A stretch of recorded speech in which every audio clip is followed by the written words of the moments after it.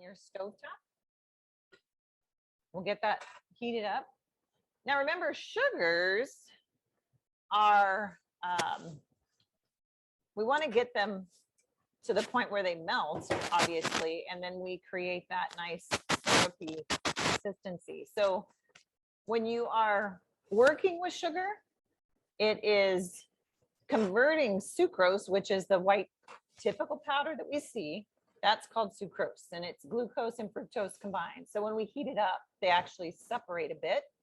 And the corn syrup that goes in there is actually helping so it doesn't crystallize as quickly. So that's one of the benefits of using corn syrup. And it's not the high fructose corn syrup that we hear about. This is the traditional old-fashioned corn syrup, which is actually was discovered in 1970 and is my burner, yeah, it's going. So 1970 corn syrup was determined, and it was actually from wet milling of corn, and they were able to pull out the starch, which is mainly glucose. So it's not real sweet. If you were to taste corn syrup just out of a bottle, it's not real sweet. The high fructose corn syrup, they added enzymes and additives to make that high fructose corn syrup, and it changed it into fructose, is why that is so much sweeter than your traditional corn syrup. So corn syrup is, again, a product of corn in place of added uses of sugars. But again, it's combined here because we're trying to help make a lower crystallized sugar condensate, a lower sugar, the risk of crystallization again is less. So let me tell you a little fun history about the history of popcorn balls. So in Nebraska, what is Nebraska? Let's have a first question. What is Nebraska known for? What is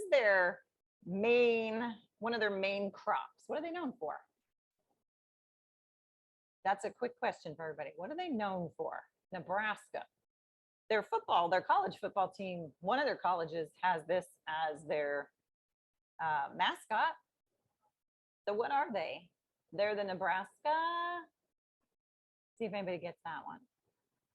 But anyways, so in Nebraska, the weather one year was very different in that they had what they called striped weather. So the weather was super hot in one spot and super wet in another. And so there was this mile of striped weather of super hot, and there was a mile of super wet. And so what happened is in the sorghum field, I had a spot of something on my sugar. In a sorghum field, the sun was really bright in the cornfield. The sorghum, remember sorghum is a grain and it creates sugar. And so it was very wet there, and it was above the cornfield. The cornfield was in a valley. So the corn sitting down in the valley in this heat, well, it's so hot that mile of heat popped the popcorn, popped the corn. The sorghum in the high wet season area, or the high wet mile, that starts leaking and going into the popped popcorn field. Then it starts tumbling downhill, growing by the mile. As you get bigger, it's like a domino snowball effect. It got bigger and bigger and bigger, and it became what they called the first popcorn ball. But of course, of all things, there was a massive influx of grasshoppers the next day that devoured it. So nobody ever really could tell if it really happened. So that's the myth of the legend of popcorn balls. However, in our current history, we know popcorn balls as from I got to find my notes on here. I wrote it down.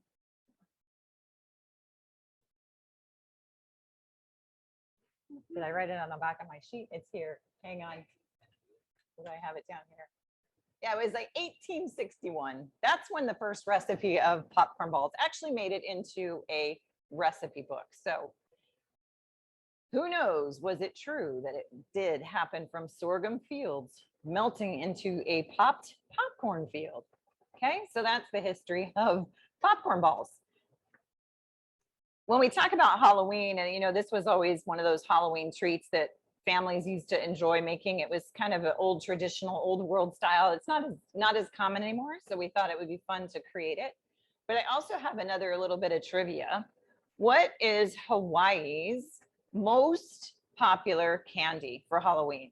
This is actually based on current information of September 21st of this year. So they actually have already decided what the most popular candy is. Does anybody have an idea of what the most popular candy is for this year for Hawaii? Good guess. Not that. And we're looking for a boil, so we're not quite at the boil state, but what is okay? Sour things are very popular, but that's actually not the number one. No. So this is the number one. They ranked it as of September of this year. What they decide, I don't know how they decide that, but I think they decide based on years of data. So what's our current popular candy? Okay, we got a boil going. You can kind of see where it's starting to. No? Oh, good guess. Skittles is number 2. That was number 1 last year. This year, something else took over. The question is, what is it? We got a little bit of a good guess. So go into, we got to get away from like the sticky candies. Think about things that are not as sticky. Good timer. So we're going to time our boiling for 2 minutes. Hey, somebody got it? Hershey's. Yes, Hershey's. So the mini bars are number 1 this year. Skittles number 2. Butterfingers number 3. So Skittles were last year's number 1. And again, you can find all that fun facts online. So again, Hershey's mini bars are the number 1 for this year. So again, we're looking for that boil. We're going for 2 minutes. I timed it. We're going to keep stirring it. And again, one of the things with candy making is to keep that edge kind of clean so that the sugar doesn't get up on the edges and crystallize.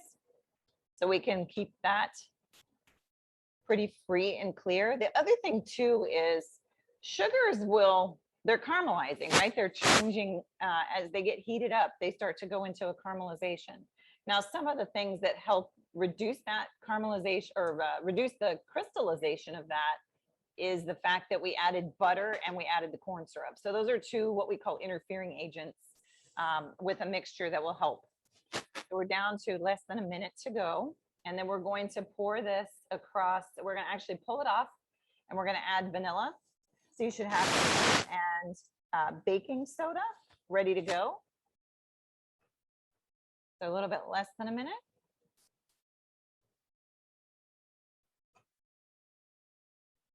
Okay. Again, your popcorn is ready to go.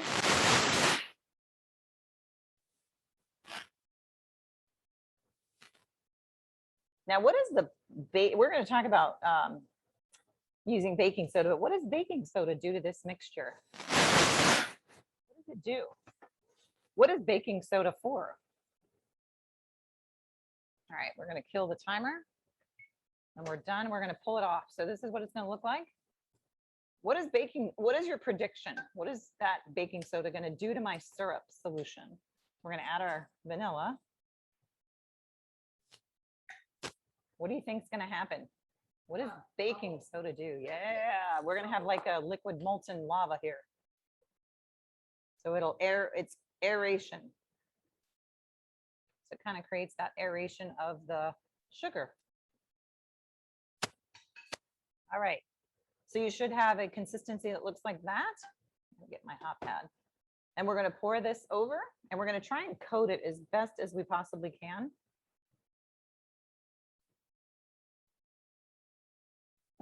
Oops.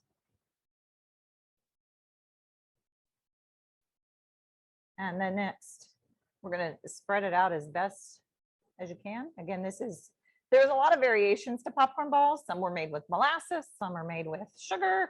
as we made sugar and corn syrup method.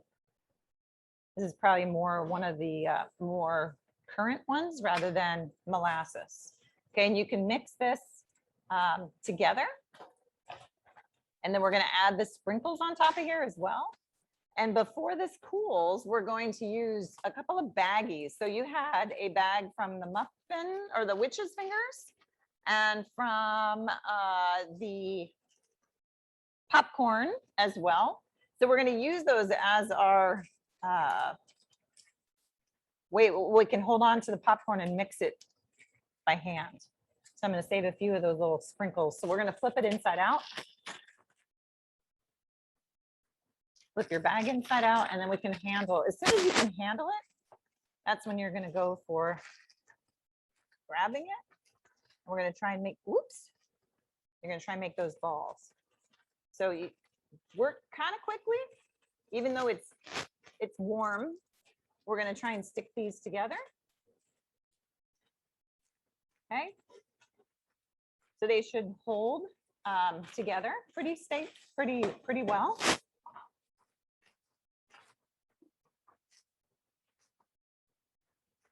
And if you have trouble getting it to stick, like your sugar hardens up really quick. So we had some challenges earlier with our sugar sticking. It might be because it just went too long in the process and it just got too, you started that crystallization and it started to get too hot. So we created more of a granular substance versus the syrupy substance. So now we're going to grab on, and I'm actually going to, like, I saved a little bit of my sprinkles. And if you don't get your entire popcorn soaked up with the syrup, that's okay. Or if you have leftover popcorn, you just kind of want to get a good ball. So I'll try and use as much as I can. And it's fairly hot, so that's why the baggies will help you too. If you did it with your bare hands, you're going to grease your hands, because the sticky syrup will, oops, that one didn't stick quite as well. Your hands will stick to all that sugar. All right. So you kind of get the idea. And then if you wanted to add a few of those sprinkles like on top, you could, or you could, put them randomly across the top. Okay. So popcorn balls. And then, of course, I have a little, I don't need to make the rest of them, but you can. My plate's out of space, so I'll put this aside. But that's basically how you can create your popcorn balls. Okay. All right, let me get rid of my little packages. Okay. Now, oops, and I have my pan still on. So here's what happens when you burn sugar in the bottom of a pan. Best way to get this out, boil water. Then you'll get it out. It will smell like burnt sugar. Okay, so let's create our quick bread. So this is considered a quick bread. Now, why is it a quick bread versus a long bread? Why do we have that name to it? Any idea why we have something called a quick bread? So you should have coconut flour. You should have mozzarella cheese, cream cheese, and then your almonds. And you should have eggs. So you have a single egg, and we're going to beat that up. It not necessarily cooks fast, because if I think about what are some good examples of quick bread, maybe we can think about that first too. Good deal. There you go. There's no yeast in it, so it doesn't have to ferment over our time frame. So we can actually cook it sooner than waiting for it to ferment. So beat up your egg. Get that ready to go. Remember, I always tell you, separate your egg first. Don't put your egg into your mixture. Do an egg first, and then you can add it with your flour. So the next step is going to be mozzarella. Okay, so your bag of mozzarella, and I'm using a plate. You can use a bowl. Just make sure you use a microwave safe bowl. That's anything non-metal. If you put metal in the microwave, what happens? It sparks. So we want to save our microwaves, and we're going to use a non-metal bowl. So we have mozzarella cheese, we have cream cheese, so I can get that out as well. Kind of mash that in there as best as we can. And it's going to mix up once we get this melted as well. Then we need to have, to this, we're going to take our crushed garlic, and you have 2 tablespoons of basil. And I would assume we need to wash this. So make sure you wash your basil. So give it a quick rinse. And preheat your oven, everybody. Preheat it up to 400 degrees. So we're going to get this one hot. So we're going to get basil chopped up nicely.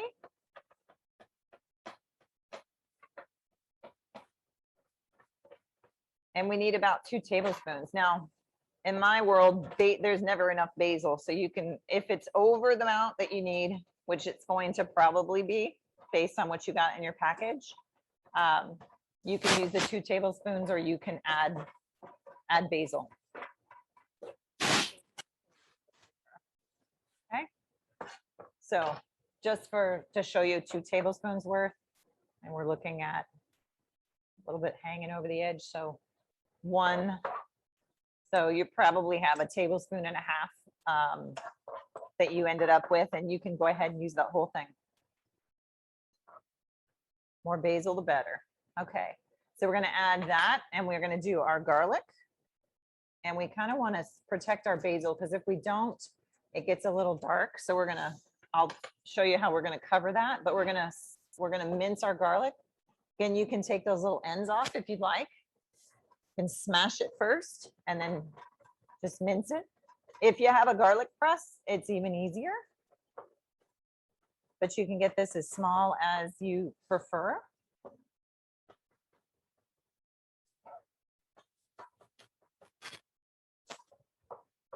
Okay.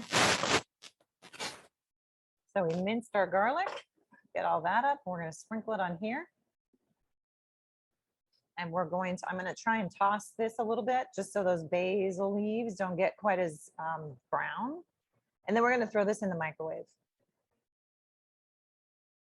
You can put it in the microwave for a minute on high. If you are doing it at any longer than that, you'd probably want to cover it so it stays a little bit moist, but we're going to put that into the microwave for just a minute.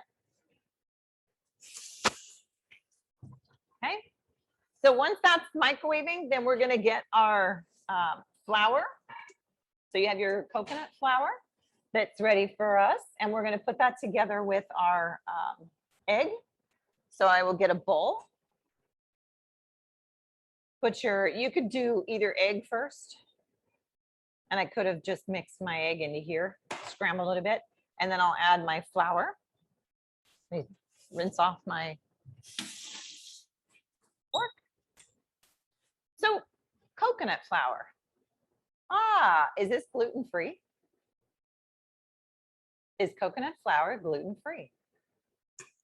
That's another question for us to think about. I'm going to mix that up together. Yes. You are correct. So gluten-free coconut flour. Here's the challenge with coconut flour. Yes, you can substitute it. You usually don't want to go 1-to-1, like if you're taking a recipe and you're using flour and you put coconut flour in it. Generally, you don't want to go just straight 1-to-1 because coconut flour is more fibrous. Remember, coconut is coming right from a coconut. So you're going to have a little bit more fiber in there and a little bit more absorption of that liquid. So you probably would need to be adding a little bit more liquid. Otherwise, it just does not seem to combine as easily. So we're going to combine that. We've got our flour and our egg ready to go, and we can hold on to that. Okay. And that is good to go. And then we have our basil and garlic and cheeses, and we're going to kind of mix that together and we can combine that. So we're going to stir it because remember there's cream cheese in there that's a little bit firm. So we can kind of get that mixed up. And man, it smells good. That basil and garlic. Okay. So we're going to mix this with our dough here. So the coconut flour and the egg. We're going to mix that together.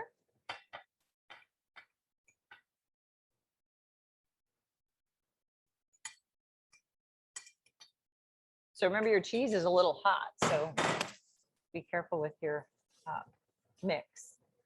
We're going to try and mix this together.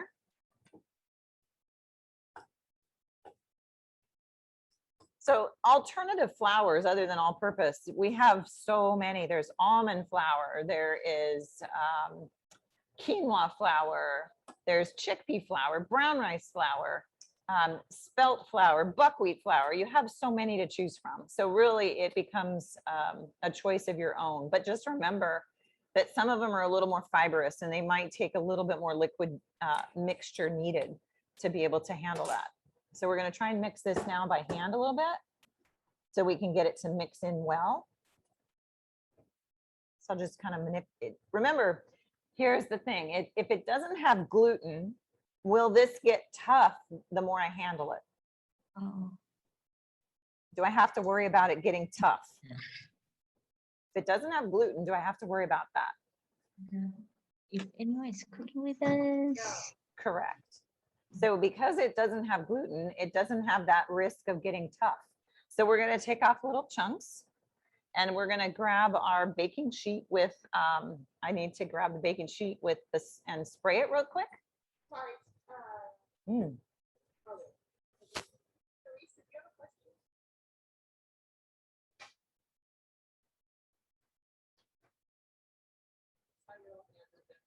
Okay. So coconut flour is coming from the coconuts of a palm tree, and it's just the dried coconut that is made into flour. Nutritionally, coconut flour actually has, if we compared a quarter cup of coconut flour to a quarter cup of regular all-purpose flour, coconut flour is a little higher in calories because why? Coconut has higher amounts of what in it? We think about what's higher in coconut compared to, remember, all-purpose flour is coming from a grain. Now we're using something that's coming from a coconut. So what is the factor that's going to drive that up? Fat. Yeah. So we got a little more fat in coconut flour. So you can make finger-sized shapes. So going back to that, there's 4 grams of fat per quarter cup. So not much, but it's still a fat source, and there's 0 in flour. There's about 18 grams of carbohydrates in coconut flour compared to 23 that come in flour. So that's where people that are on the keto diet or worried about excess carbs could use coconut flour. And then it's loaded with fiber. Remember, it's a fruit that is fiber source. Whoops, I'm losing my spider. So you can have, you get the extra fiber with the coconut, and it's actually 10 grams of fiber compared to 1 or 0, less than 1 in regular all-purpose flour. If it was wheat flour, you're going to get fiber, but you won't get it through general all-purpose. And it's higher in protein too by 1 gram. Yes. Yes, we did spray the pan. So you can use your foil. So I believe you all have a foil sheet. You can use your foil sheet to cook your fingers on as well. And mine aren't quite the same shape, but this witch has some different, she's got some long fingers. All right. Then before we put this in the, before we put it in the oven, we want to use those, let me wash my hands real quick, but we're going to find your almonds.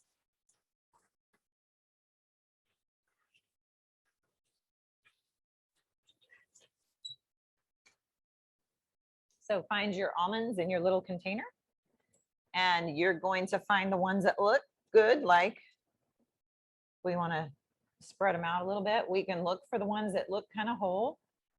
And that's going to be our fingernail. Ooh, that one might be fun. That's got a, so she might have a brown, she got brown nail polish on tonight. You want to do that. So you can punch it into the dough. Okay. I'll leave that one as a, let me finish off my slivers. So we're going to try and find another couple of slivers that are whole. If they're not whole, that's okay too. It's, remember, it's going into the, you can push it into the dough and it'd be fine.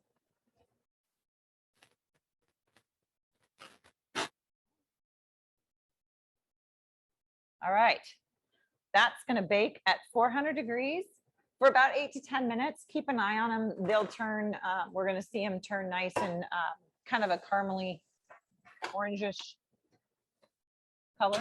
So we're going to put that in the oven and let that cook for, let's say we're going to time it for 8 minutes to start with, and we'll keep an eye on that and see how it goes. And we can adjust the time if we need to. All right. Our final and fun option is the mummy dogs. All right. So you should have some MFM mummy flour.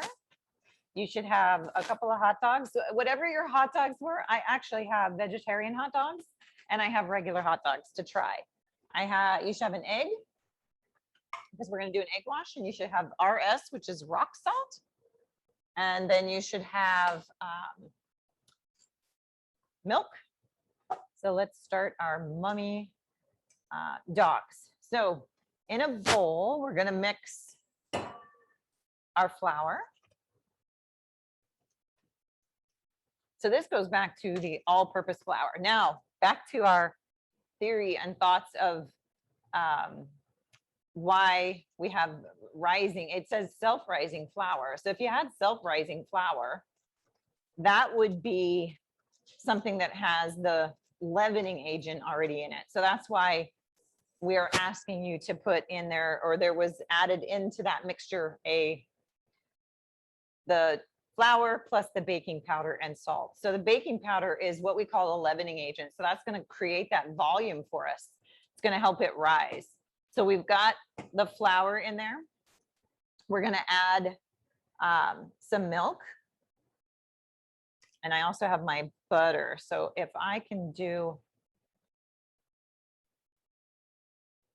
we're going to mix that in. I always try and mix it in with a fork first, just to kind of give it an ability. So we're going to add that milk in.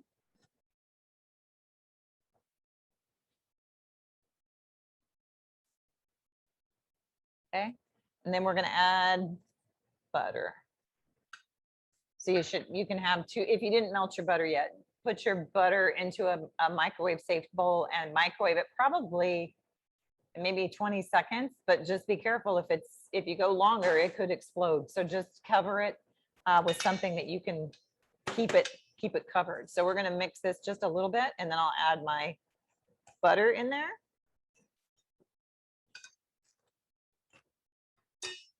Okay.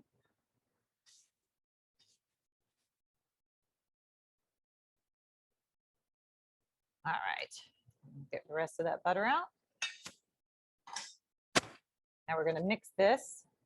Now here's the thing with, not that this particular recipe, we really don't have to worry about getting too tough, but if I was to handle flour too much, it does get tough because of the gluten. So we want to minimize our mixing if at all possible, so it's not too tough.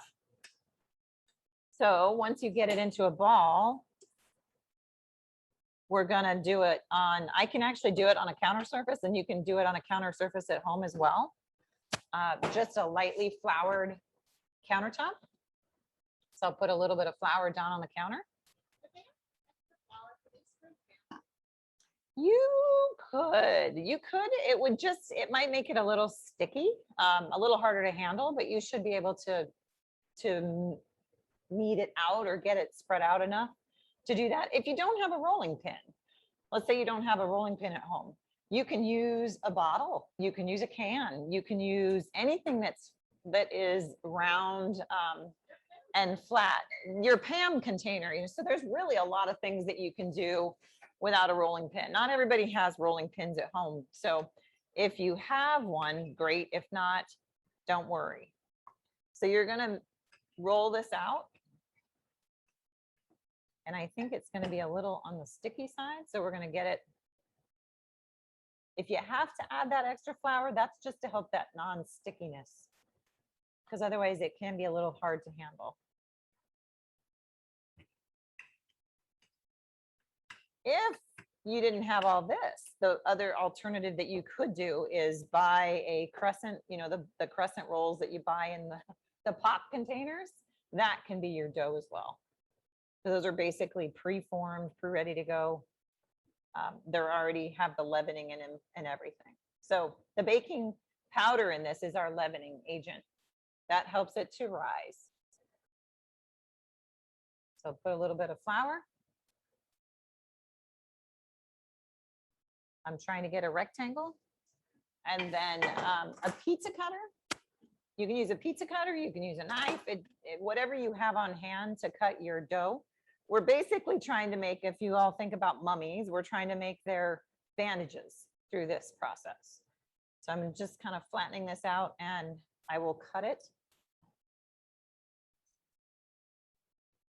Okay, so we've got this laid out.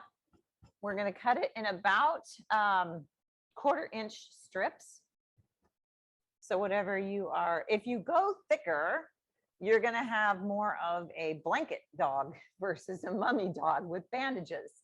So think about your mummy having bandages, and it's going to be a pretty narrow slice.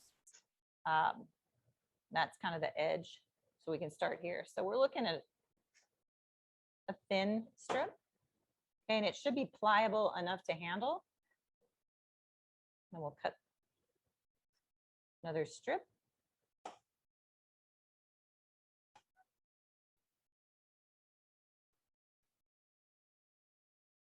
Sometimes it might be easier to take off a strip and start using it on your hot dog versus leaving it all on the counter.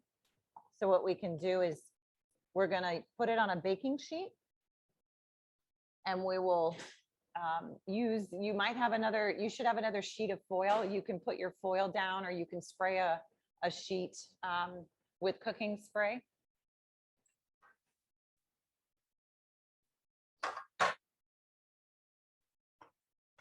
So I'll spray that just helps so it doesn't stick to the pan. So we're going to take a hot dog, and you can take whatever, like I said, you can take any type that you'd like. You want to you want to prick the hot dog twice. So let me get my hot dog here. I'll get off my dough. Prick it twice. So we can hold it on the end and we'll prick it.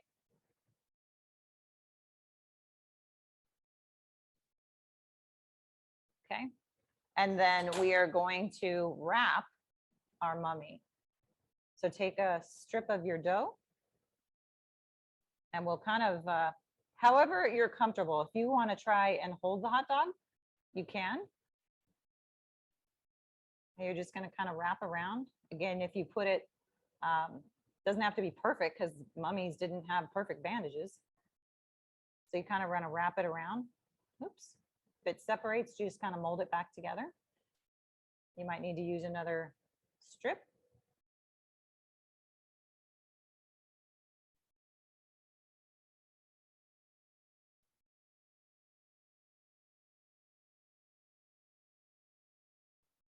And we're going to try and keep it on there without falling off. Okay, so you can lay it down in the pan. Yep, and they are looking beautiful, but they're not quite done. So we're looking for a little bit browner than that. We want to go a little bit more. That was 10 minutes, so that was 8 minutes. So let's go another 3 minutes. Let's try that. So we used up, and I think you all have 6 hot dogs. So you should have plenty of dough. And I will do a veggie dog as well as the regular. So, oops, I need to prick my hot dog.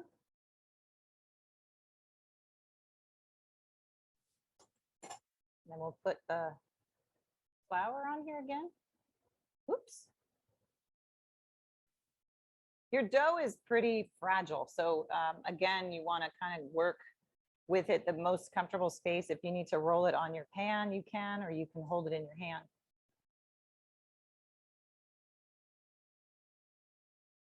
Okay, so we'll use another strip. I'll join that. Oops, it kind of separated off.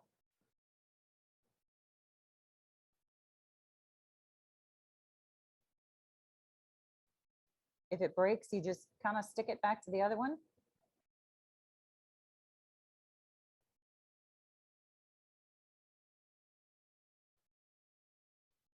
Finish that one off. So we put here.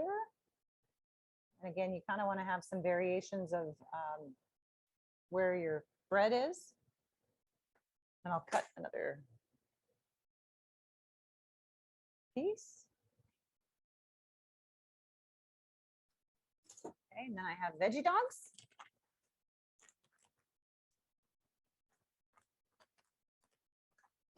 Now these stay frozen until you're ready to use them, so I'll poke these as well. And the reason that we poke them is just so that they don't, you know, because hot dogs tend to have a little bit of pressure with them. If you have ever cooked them and they kind of blow a spot out, so it's just to help release some of that pressure.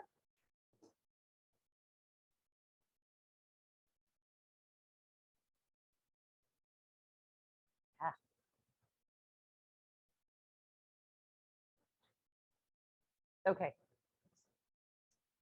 So some of the, let me tell you some fun facts about baking soda. So baking soda, if we think about pH, we talk about pH in school all the time, right? So pH of our blood is about 7.1, so it's pretty neutral. Baking soda will drive pH up. So it's an alkaline substance, so it'll drive it higher, and it combines with an acidic ingredient usually to create that leavening process. So when you bake a quick bread that calls for baking soda, usually there's vinegar or buttermilk or something that's creating that leavening. So in this recipe, it was baking powder, and baking powder was kind of found after baking soda was discovered. And it was all about how do we make something convenient? So baking soda requires that acidic ingredient along with it for the rising fact. But baking powder has baking soda and a dry acid included. So when you go to the grocery store and you buy baking powder, a lot of times you'll see SAS baking powder, and that is a combined product that has the dried acid along with the baking soda. So it's what we call double acting, and that means that it activates the leavening power, which means that rising is activated when we create a liquid, move a liquid together with it, and then it turns around and it activates more once we put it in the oven and it gets some heat. So it's called double acting baking powder. You probably don't see single acting baking powder very often. It's usually that double acting. And that's what you're going to look for. The other thing that baking soda does is we know that baking soda has health benefits, right? It's a buffer, but it also has some household great things to it. What can we do with baking soda in the house besides cook with it? What are some other things that we can do with baking soda?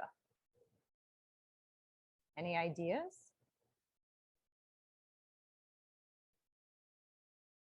What can we do with baking soda?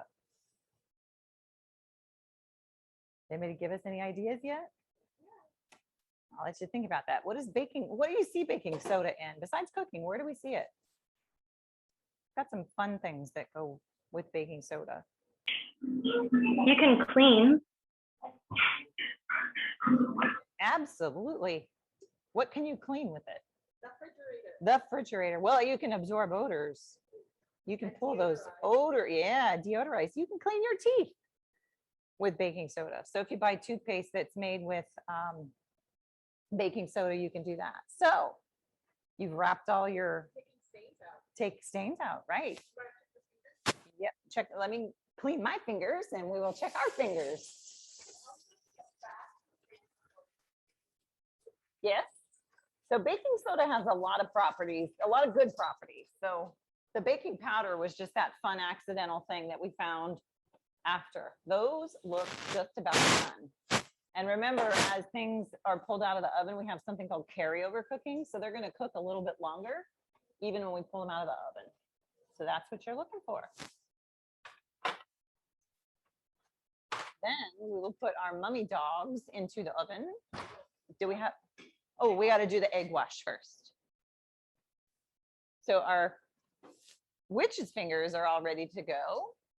And we're going to egg wash our mummy fingers. So we're going to get an egg and we're going to put 2 teaspoons of water. So you've got 1 egg for a teaspoon of water. So I will crack this over here.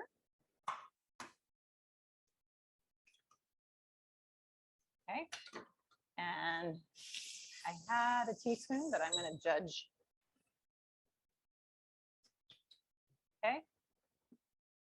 We're going to whisk this up real good. Oops. So we're creating an egg wash. This will help give it a little bit of shine. Makes it pretty because remember the egg is going to cause that shininess on top of the dough. So you should be able to brush this across your mummy dog.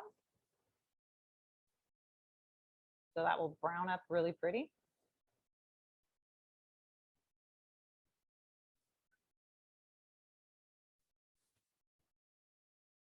And hey, if you have leftovers, you can make yourself a scrambled egg.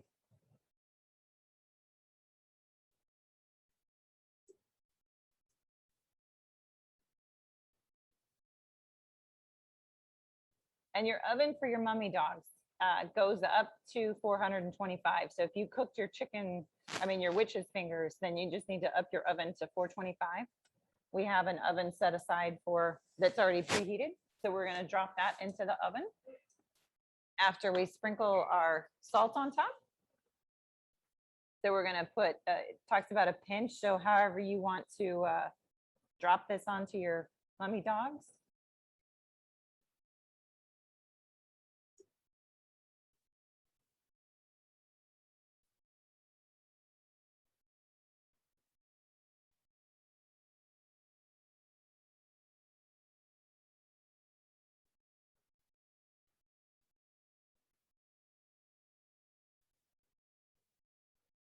Okay.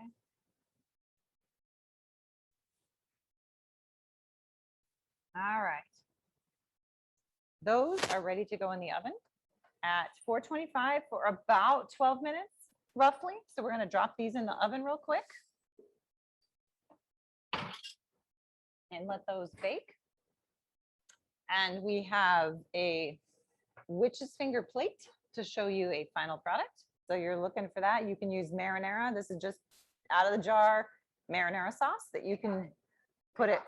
Oh, very good. So you have marinara sauce. You can dip that in. You could dip it in pizza sauce. You could do it with anything, or you can just eat it plain. So it's up to you how you want to do that.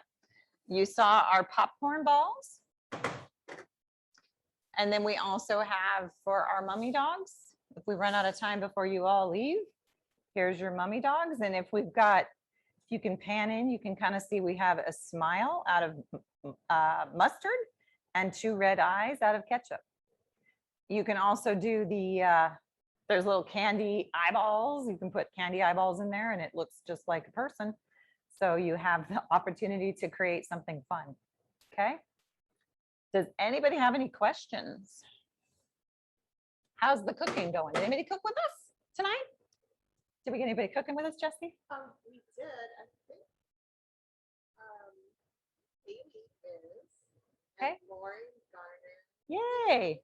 So on your popcorn balls too, and anybody else can cook, want to share? Because we'd love to see your final products if you're willing to share. Oh, yes, we really will. Then we also, if you ever want to keep your popcorn balls, so traditionally it was popcorn balls went out to the kids as they came to houses at Halloween. So you can put it in like a wax paper cover so it doesn't stick so badly. And they'll hold on. They'll probably hold for maybe 4 days because remember, live in Hawaii, we get that moisture. So it's going to absorb moisture with that. So did anybody share? Oh, yeah. Did Haley or, Yay. Magdalena, can you show us? Oh, there's the popcorn. Oh, Haley made these little popcorn balls. Yours came out good. Can I come around and? Yeah, come around. Come look. Yay, they're snowballs. I love it. That's fantastic. Very nice. And then poor Rihanna said she accidentally put 2 eggs in the mozzarella sticks. They got eggy. Oh, they got a little bit too eggy. Oh, and Haley used the wrong flour. Hey, you know what? You can do it. Remember, if you use the wrong flour, all that you've done is change that consistency. So it's not quite as, it's a little bit more fluffy. You didn't ruin your batch. You can totally use regular all-purpose flour in place of the coconut flour. And if you didn't have coconut flour on hand, you could definitely use all-purpose flour. So never hesitate to use and eat what you create. And otherwise, if there's any other questions or hope you had fun, hopefully you get a chance to cook what you took home and maybe create it at another time. Good luck with the caramel popcorn balls and have fun with that. Again, it's a tradition long ago and we just don't see it as much anymore. So hopefully that was fun. Have a wonderful weekend. Happy Halloween. We won't see you until November 19th and look for some really yummy fall flavors. So have a great weekend. Thanks for joining us and we'll see you next month. Bye everyone.